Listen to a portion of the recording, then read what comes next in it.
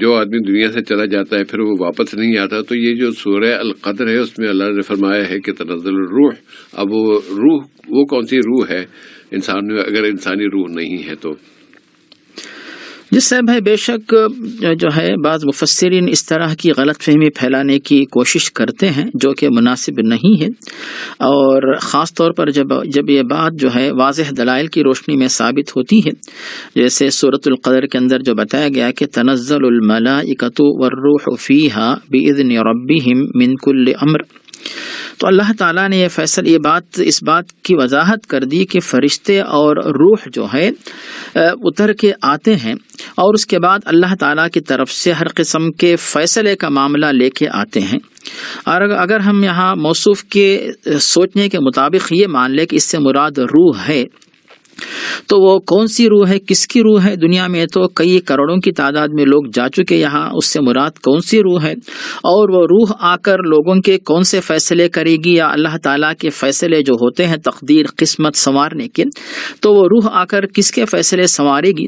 اور جب روح کو اللہ تعالیٰ نے نزل بہ الروح الامین، اور روح الامین اتر کے آئے پیارے نبی کے دل پر، تو روح کی وضاحت اللہ تعالیٰ نے کر دی کہ اس سے مراد جو ہے حضرت جبریل علیہ السلام ہے. واضح طور پر اللہ تعالیٰ نے خود روح کی تفسیر کر دی.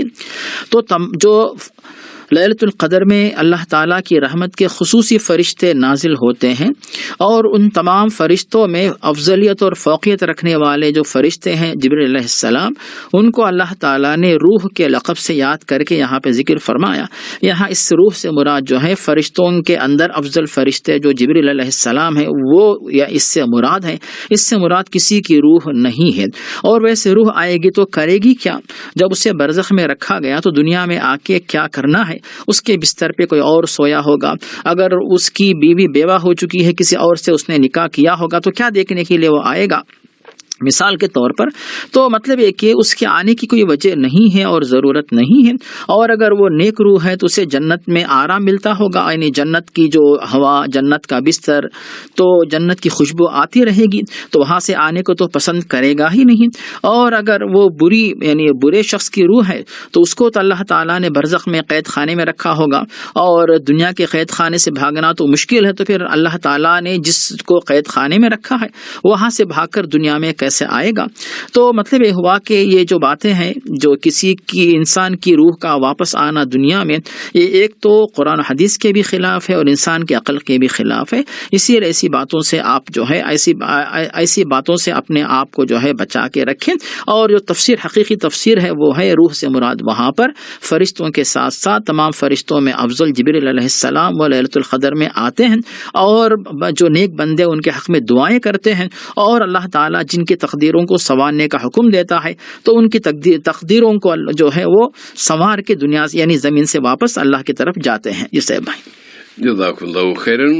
مولانا یہ جو سورہ یاسین میں آتا ہے نا، ایک نیک آدمی کے حوالے سے وہ تمنا کا اظہار کر رہا تھا، کاش میری قوم کو پتہ چل جاتا کہ اللہ نے مجھے جنت عطا کر دی ہے.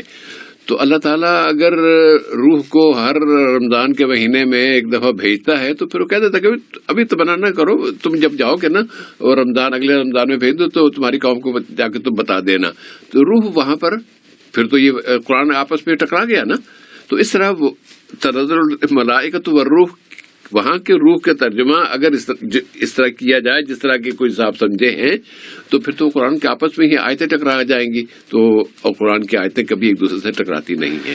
جس سے بھی آپ نے جو بات بتائی واقعی دلیل برحق ہے. قیل ادخل الجنہ قال یا لیت قومی یعلمون بما غفر لی ربی وجعلنی من المکرمین، جو ہے اسی کی طرف جو ہے آپ نے جو اشارہ فرمایا بالکل یعنی مستند دلیل ہے.